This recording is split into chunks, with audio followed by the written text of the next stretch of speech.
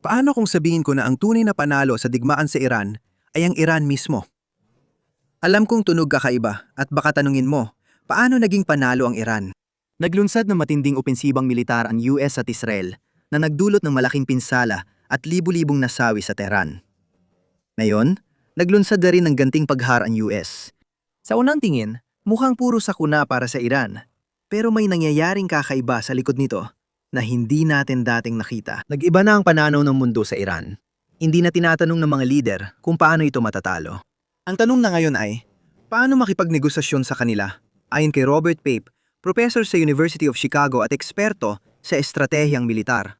Ipinapakita ng pagkakaibang yan ang pag-usbong ng bagong sentro ng kapangyarihan sa internasyonal na politika. Kita mo, bagong Pebrero 28 bansa lang ang may kakayahang pairalin ng impluwensya nila sa internasyonal na sistema. Ang Estados Unidos, China at Rusya.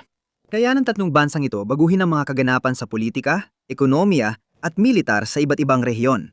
Ngayon, umaangat ang Iran sa paraang di inakala ng sinuman sa Estados Unidos. Halos ikalimang bahagi ng supply ng langis at liquefied natural gas sa mundo ay dumadaan sa Strait of Hormuz at wala talagang alternatibong ruta para sa mga supply na ito sa malapit na hinaharap. Hindi kayang tapatan ng Iran ang US o China sa ekonomiya o politika. Pero napatunayan nito ang kaya nitong impluwensyahan ang pandaigdigang ekonomiya sa kontrol sa Strait of Hormuz. Ika-10 linggo na ng labanan, pero wala pa ring natutupad na layuning militar ang Estados Unidos at walang nagaganap na pagpapalit ng pamahalaan. May hawak pa rin ang Iran ng enriched uranium at mahigit 60% ng imbak ng mga misil nila ayon sa pagtaya ng pamahalaan ng Estados Unidos. Patuloy pa ring sinusuportahan ng Iran ang mga proxy group sa rehiyon tulad ng Hezbollah at nanganatiling mahigpit sa ilalim ng kontrol ng Iran ang Strait of Hormuz. Batay sa bagong survey ng Washington Post, ABC News, 61% ng Amerikano ang nagsasabing mali ang digmaan sa Iran. Kapansin-pansin, 3 taon bago umamin ang maraming Amerikano na mali ang digmaan sa Iraq. Samantalang 6 na taon ito nangyari sa digmaang Vietnam. Ngayong 2026 buwan lang ang lumipas bago na pagtanto ng karamihan ng Amerikano ang parehong konklusyon tungkol sa Iran na nagbubukas ng mas malaking tanong. Isa ba ito sa pinakamalalaking kabiguan ng patakarang panlabas ng US sa makabagong kasaysayan? Hindi popular ang digmaan para sa mga Amerikano dahil kapag tumaas ang presyo ng langis, tumataas din ang presyo ng gasolina at nagiging malaking problema ang pagbili nito para sa marami. Tingnan mo ang graph na ito na nagpapakita ng pagdami ng mga Amerikanong di na kayang bayaran ang utang sa sasakyan. Isang record na 42.6% ng mga car buyer na lubog sa utang ang kumuha ng walot, 4 na buwan na loan para lang mapanatiling abot kaya ang buwan ng bayad noong unang quarter ng 2026. Tingnan mo ang survey ng Gallup na nagsasabing mahigit 55% ng Amerikano ay ramdam na lumalala ang kanilang pinansyal na kalagayan. Ito ang pinakamataas na bilang sa 25 taon, mas malala pa kaysa noong 2008 financial crisis. Tumaas lang ng 2% ang GDP ng US sa unang quarter ng 2026 malayo sa 5% na tinaya ni kalihim ng komersyo na si Howard Lutnick. Tumaas din ng 3.5% ang mga presyo, pinakamataas sa halos 3 taon. Ang presyo ng gasolina sa US ay umabot sa $4 at 30 sentimo na pambansang average, pinakamataas sa 4 na taon, habang lumampas na rin ang pambansang utang sa 8% ng GDP unang beses mula 1,946. Habang abala sina Trump at White House social media team sa pagpopost ng memes at pagpapakitang laging panalo ang Estados Unidos, ang totoo, may mahirap na desisyon na kinakaharap na yon ang bansa. Magsagawa ng matagalang operasyong militar para muling makuha ang kipot ng Hormuz o tanggapin ang bagong pandaigdigang ayos ng enerhiya na hindi na garantisado ang kontrol ng US. Kung tanggapin ng US, malinaw ang resulta. Muling gagawing ika-4 na sentro ng pandaigdigang kapangyarihan ng Iran sa internasyonal na sistema. Kung pipiliin ng Estados Unidos ang pagigting at magsanib ang Estados Unidos at Israel para sa bagong air campaign, maaari silang mauwi sa isa pang walang katapusang digmaan sa gitnang silangan na mauwi rin sa pagkatalo. Pakinggan natin ang matatalinong salita ni Professor Robert Pape ng Universidad ng Chicago na lantaran ng sinasabi kahit bihira itong banggitin. Isipin mo ang Iran na may hawak ng 20% ng langis sa mundo, Russia na may 11% at China na kayang makuha ang malaking bahagi ng supply. Mabubuo nila ang kartel para ipagkait sa kanluran ang 30% ng langis sa mundo. Hindi mo na kailangan ng mas salimuot na pagsusuri para makita ang napakalalang kahihinatnan nito. Humihina ang kapangyarihan ng US at Europa habang lumilipat ito sa China, Russia at Iran. At nakakainteres, maaring nasaksihan lang natin ang unang totoong palatandaan na nagsisimula ng mabasag ang pandaigdigang sistema ng langis. Ilang araw lang ang nakalipas, gumawa ng nakakagulat na hakbang ang United Arab Emirates.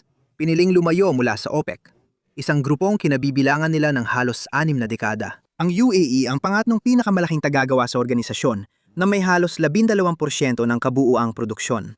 Matapos ang digmaan sa Iran at pressure sa ekonomiya, ayaw na ng UAE mapigilan ng OPEC quota. Malinaw itong tumutungo sa pagiging independyente at kayang pataasin ang produksyon hanggang 5 milyong bariles kada araw sa 2027. Nagiging interesante ang usapan dahil kung titignan kung sino ang pinakanakikinabang sa mas maraming langis sa pandaigdigang merkado, hindi ito ang Estados Unidos, kundi ang China.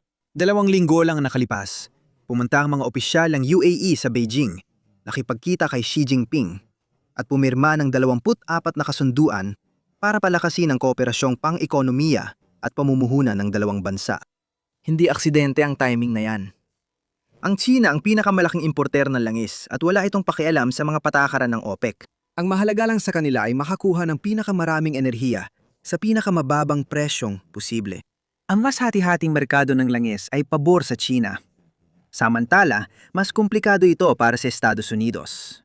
Sa isang banda, ang mas maraming supply ng langis mula sa UAE ay nagpapababa ng presyo sa pandaigdigang merkado. Magandang balita ito para sa mga Amerikanong consumer na matagal nang nahihirapan sa mataas na presyo ng enerhiya.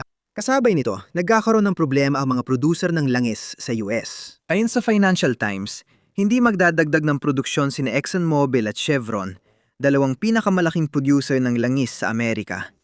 Kahit may pressure mula kay Donald Trump, nakasalalay ang business model nila sa mataas na presyo ng langis.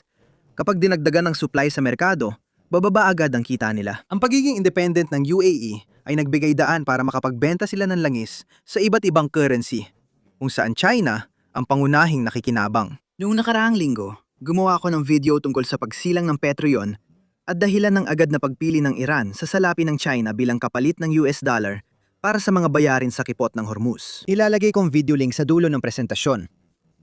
Gumagawa rin ng gobyerno ng China na hakbang para palakasin ang Chinese yuan sa global na kalakalan. Ibinunyag ng Bloomberg ang balitang ito noong nakaraang linggo. Papayagan na ngayon ng gobyerno ng China ang mga pandaigdigang pondo na makipagkalakalan ng mga government bonds ng China. Ngayon, pakiramdam ng mga pandaigdigang mamumuhunan ay protektado sila kapag naglalagak ng pera sa merkado ng utang ng China.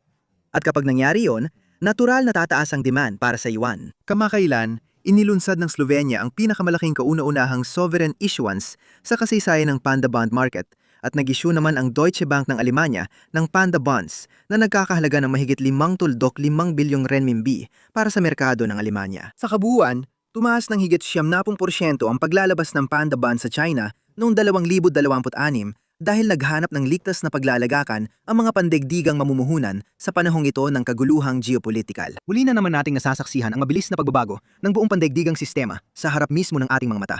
Tulad ng sinabi ko sa simula ng video, lalabas ang Iran sa tunggaliang ito na mas malakas ang posisyon kaysa bago nagsimula ang digmaan.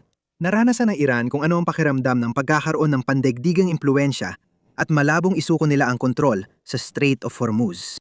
Dahil dito, pakiramdam ko lalong mapapalapit ang Iran at Estados Unidos sa bitag ng patuloy na paglala ng tunggalian at sa mas matinding laban ng militar. Ayon sa Washington Post, nauubusan na ng opsyon si Trump para mapahupa ang backlash dahil sa presyo ng gasolina. Habang tumatagal ang digmaan, lalong sumasama ang epekto sa pandaigdigang ekonomiya. Sana makinig si Trump sa lalaking tumakbong pangulo noong 2024. Ang plano ko ay babawasan ang presyo ng enerhiya ng kalahati o higit pa sa loob ng 12 buwan mula nang maupo sa pwesto. Magkakaroon ito ng muling pagbangon ng ekonomiya ng ating bansa na hindi pa nakita ng sinuman noon. Enerhiya ang naging sanhi ng ating problema sa simula pa lang. Enerhiya ang magbabalik sa atin, kaya bababa ang mga presyo. Ang pagbaba ng presyo ng gasolina sa mas mababa sa $2 kada galon ay magpapababa rin ng presyo ng kuryente, grocery, pamasahe at pabahay. Nakakahiya na malayo ang mga pulisya ni Donald Trump sa mga pangakong binitiwan niya noong kampanya. Huwag kalimutan, nangako siya sa mga botante na hindi magsisimula ng bagong digmaan sa gitnang silangan. Ngayon na nagawa na niya, nabuksan ang pinto para sa ika-4 na pandaigdigang kapangyarihan. Ngayon, lilipat ako sa bahagi ng pamumuhunan ng video at ikukwento ang isang mahalagang materyal na humuhubog sa kinalabasan ng pandaigdigang labanan ngayon. Sa ngayon, nakatutok ang mundo sa langis sa kipot ng Hormuz. Pero may mas mahalaga pa, bakal. Pumapasok ngayon ang mundo sa bagong yugto ng malawakang pagpapalawak ng infrastruktura at tumataas na produksyong militar. Lumalago ang gastos ng gobyerno at pagbabago sa supply chain dahil sa tumitinding tensyon sa mundo. Kaya mas kailangan ng mga materyales na bumubuo ng mga bansa. At nasa sentro ng lahat ng ito, ang bakal. Taon-taon, halos 2 bilyong toneladang bakal ang ginagawa sa mundo.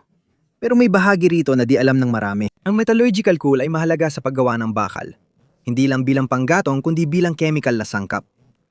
Hindi posible ang modernong paggawa ng bakal kung wala ito. Ibig sabihin, ang mga barko, eroplano at infrastrukturang ginagawa sa umuunlad na merkado ay umaasa sa isang yamang madalas baliwalain ng mga namumuhunan. Hindi na rin ito teorya ngayon. Nagsimula ng kilalanin ng gobyerno ng Estados Unidos ang pagbabagong ito. Kamakailan lang ay kinilala ang metallurgical coal bilang isang critical na material na direktang konektado sa pambansang seguridad. Itinampok na rin ng Colombia ang kahalagahan nito bilang estratehikong yaman sa ekonomiya nila. Kaya mas naging kapanapanabik ang mga pangyayari. Habang tumataas ang global demand, hindi sapat ang supply. Kakaunti ang bagong proyekto, nahuhuli ang pamumuhunan at tahimik na nagkakaroon ng pangmatagalang kakulangan sa supply sa mundo. Iyan mismong dahilan kung bakit tumaas ang presyo ng metallurgical coal na ngayon ay umaabot na sa $240 kada tonelad. Hindi lang ito bigla ang pagtaas, kundi isang senyales na humigpit na ang merkado. Dito pumapasok ang Forge Resources sa eksena. Nakalista bilang FRG sa Canadian Stock Exchange at FRGGF sa OTC, hindi nagsisimula sa wala ang Forge. Ang team nila ay nakalikom ng halos $1 bilyong noon at naging bahagi ng malalaking tuklas sa likas na yaman. Ngayon, pinoposisyon nila ang sarili sa isang merkadong lalo pang nagiging estratehiko. Ang La Estrella project nila sa Colombia ay may kumpletong permit at umuusad na mahalaga. Sa panahon na yon, mahalaga ang timing.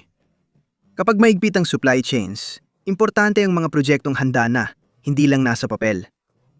Nagiging mahalagang manlalaro dito ang Colombia. Ang Estados Unidos ang pinakamalaking trading partner at ang Colombia ay umuusbong bilang flexible at maasahang supplier ng metallurgical coal sa mundo. Nagsusupply sa mga rehiyon na tumataas ang demand sa bakal mula Europa hanggang Amerikas at supply chain ng depensa. Kaya kapag tiningnan mo sa mas malawak na perspektibo, makikita mo ang mas malaking larawan. Hindi lang ito tungkol sa karbon, kundi tungkol ito sa kontrol sa mga materyales na nagbibigay daan sa industrial na kapangyarihan. Tungkol ito sa supply chain, pambansang seguridad, at sa kabila ng usapan sa energy transitions, nakasalalay pa rin ang mundo sa mabibigat na industriya. Ngayon, ang mga pundasyon ay nasa ilalim ng matinding presyon. Ang tanong ay hindi kung tuloy ang demand sa bakal, kundi kung sasapat ba ang supply. At ang mga kumpanyang tulad ng Forge Resources ay pumupwesto mismo sa gitna ng puwang na yon. Kung gusto mo malaman pa ang tungkol sa ginagawa nila at kung paano sila nababagay sa global na pagbabagong ito, tingnan mo ang link sa ibaba ng description. Isinama ko ang kanilang investor presentation at lahat ng mahahalagang impormasyon na kailangan mo para sa sarili mong pananaliksik. Tulad ng dati, gusto kong pasalamatan kayong lahat sa inyong napakagandang suporta at inaabangan ko na makita kayong muli sa ating susunod na video.